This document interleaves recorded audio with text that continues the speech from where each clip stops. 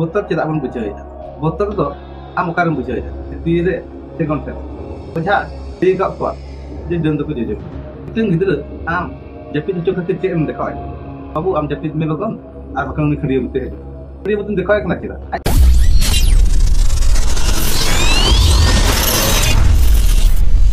Sanam kuge johar. Inge lundra maddi. Gian asi YouTube channel parta khon sanam kuge sagun dara. Tehen ko bon alochona ya. Botol tidak pun bujoy. Botol ka khon hajuk kan. Ona adi kate bon alochona. Botol do am okaram bujoy. Botol do katuk rem bujoy se jangare se tire se gonthe re. Okaram bujoy botol. Botol do bujoy brain re. Right? तो brain रे बतक चाम बुझे आमते तो balm बुझो का ओना तो को बुझो चो का में समाज बखन नवा दुनिया समाज माने मिन हर दो बंगा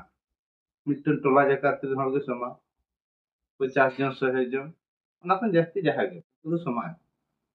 उनको हमको बुझो चो का में बतल का उनको कर को उका खन को नाम के बतल उनको को नाम का ओजा ठन को तो ओझा लई का को जे दंद को जेजेम ताने आम दनेम बतर को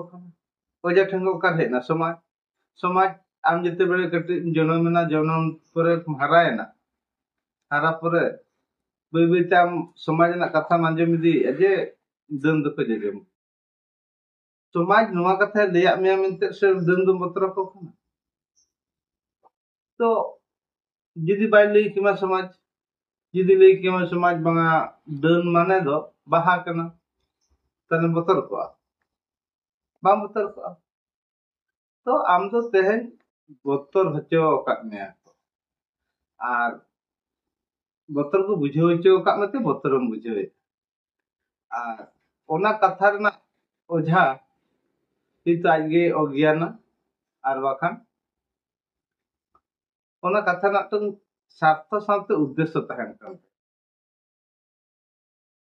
वी तो आज अज्ञान अज्ञान खातिर जे नवा कथा लई का जे दंद को जजम आर बाखान ओना कथा रे दंद को जजमा चिदा लई का जे ओना कथा रे स्वार्थ आर बाखान उद्देश्य तहन kan चिलका स्वार्थ आर उद्देश्य तहन kan मीटिंग गिदरा आम जपित हचो खातिर जे एम देखाय ए बाबू आम जपित में लोगन आर बकन उनी खंडिया बुते हजु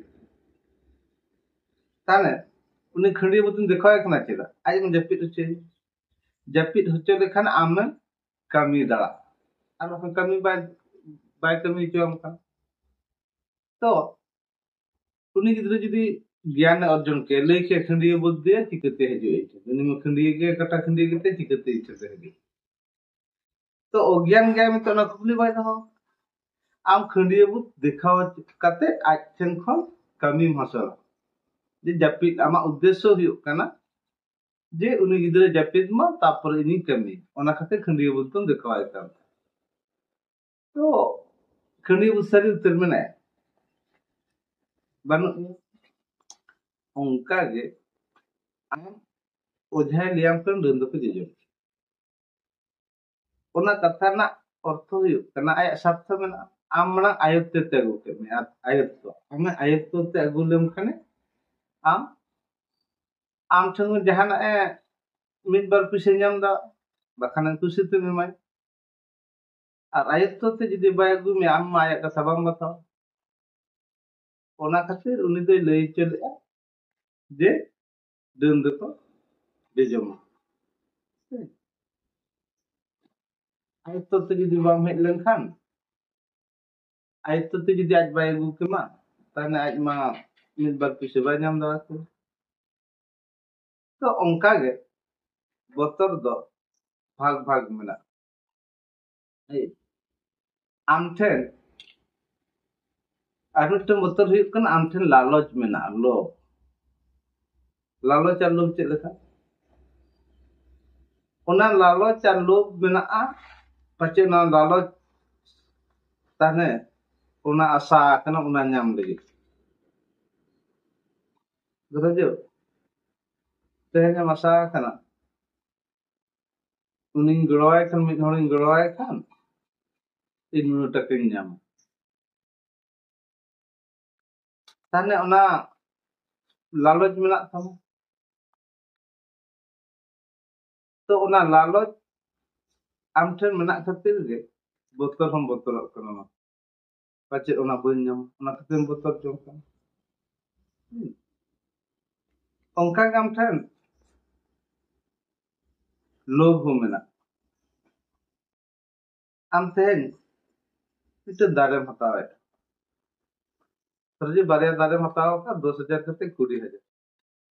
तो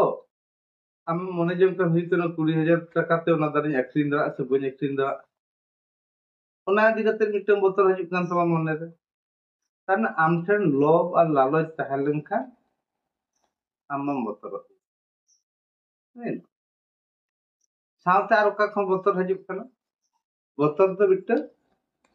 प्राकृतिक कना जनम तरा खन गे हजु बोतल तो बुझे जनम तरा खन ओका लका बोतल हजु नहीं ओका ओका लका हजु बोतल जनम तरा खन माने प्राकृतिक गे एम तरा का मे जेमन मिट्टे कुलई हपन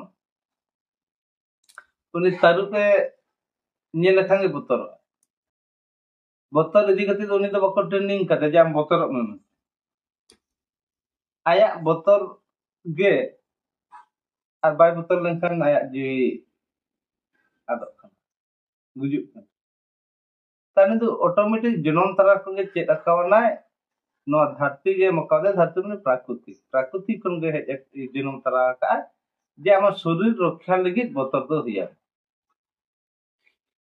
मिट्टे जील हपन तारुप ñel लेखान बोतर तो ना प्राकृतिक खन आया शारीरिक संरक्षण खातिर आया शरीर रक्षा खातिर ना बोतर तो आर मिट्टे बोतर तो हुई कना आमा संरक्षण मानसिक रे संरक्षण ना तो समाज एवं समाज तरा कना समाज तो बोतर जे आम सामाजिक मिट्टा मिट्टे मान इज्जत चियरे मका मान इज्जत चियरे मका में यदि समाज लियाम कना आम समाज रेना कथा इदी करते समाज रेना परंपरा इदी करते आम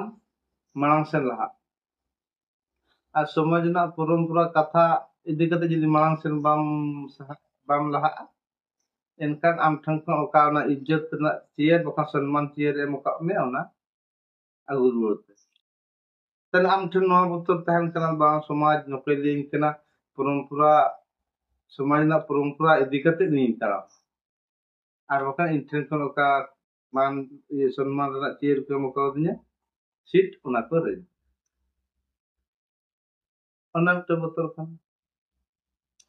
आर मिट्टे बोतल तो हजु कना ऑटोमेटिक ना दो हजु सागाम पुसु ठन के नाम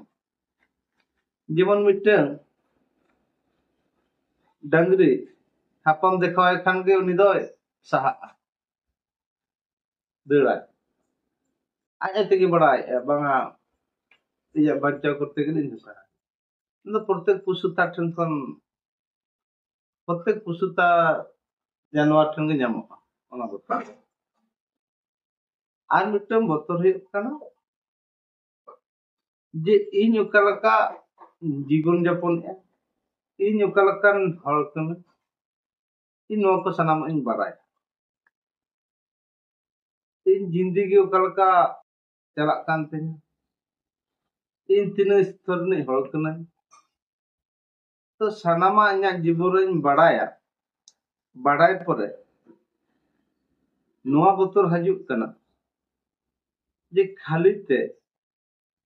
व्यर्थ ते नोआ जिंदगी नोआ जीवन आगला चलाव हिस्ती में नोआ मिट बतर हजुक जे इमा नोकान हालत रे मिनया और नोकाना स्तर रे मिनया तो ओना मारांग बुरुआ ज्ञान बांगते आवरी अर्जाव मारांग बुरुआ ज्ञान तो आवरी गे नोआ जिंदगी नोआ जीवन नोआ धरती को चला नोआ मिट बतर और नोआ तो बतर दो दरकार कना नोआ बतर दो जतखन उच्चता बतर कना माने चेतान बतर सरस बतर नोआ दो जतखन सरस बतर नोआ बतर मानमिया ताहलेन ताइना आज सठिके डाहारे पांजा नामदा तो नोआ दुनिया रे बाम बतर करते गेले चे चिका हियो आम ठे नोका लोभ लालच नोआ को आलो ताहेन अज्ञान आलम ताहेन अज्ञान जुदि मारांग बुरुआ ज्ञान आम ठेन ताहेन बाम बतर और निष्काम माने भागी कमी भागिया कमी में जीवन रे कर्म में फल आशा लम दोय कमी में फल आशा लम दोय तान अपन बाय बतर चदा आम मारगे आमगेम बड़ाया कना जे इन जहां चिके ए जिंदगी रे ओना दो ओना आशा दो इंदो बनो जहां आशा बनो ने तो उनी दो बाय बड़ा इनिन बड़ाया इन भागी इन कमी और भागिया कमी की नोआ जीवन इन भागिया कमी रे ñamaka marang buru saw ñamaka तो ओले दो गुजु ना बतर बन onte लोभ ना बतर बन onte लालच ना बतर बन onte और सुख दुख ना बतर बन सुख मिटम बतर कना जेमन ते सुकिन ñamaka गपा पचे जहाय रेजिने ताने नोआ मिटम बतर हजुक कना ताने सुख हम दरकार बांग कना सुख के ñam के माने मा दुख मा चलतो दुख मा ñam मारांग बुरु सला सामने मारांग बुरु ज्ञान अर्जाव में निष्काम कर्म में वो बतर तो हम थाना देगे तो बतर तो ओना कर तो हजुक कना तेमन बड़ाय किया अबु चेता रुजु लालच मेना लोभ मेना और नोआ लोभ लालच को बांग थाना का बतर बा आशा आशा हो मेना तबन आशा बांग थाना का अब तो जिंदगी रे बाबन बतर मान का तेन दो हडिन जो वीडियो कना और यदि वीडियो बन खुशी का ताहने लाइक माबन शेयर माबन सेकंड वीडियो रे दोसर वीडियो रे मुन जापाम मान का सब को जेता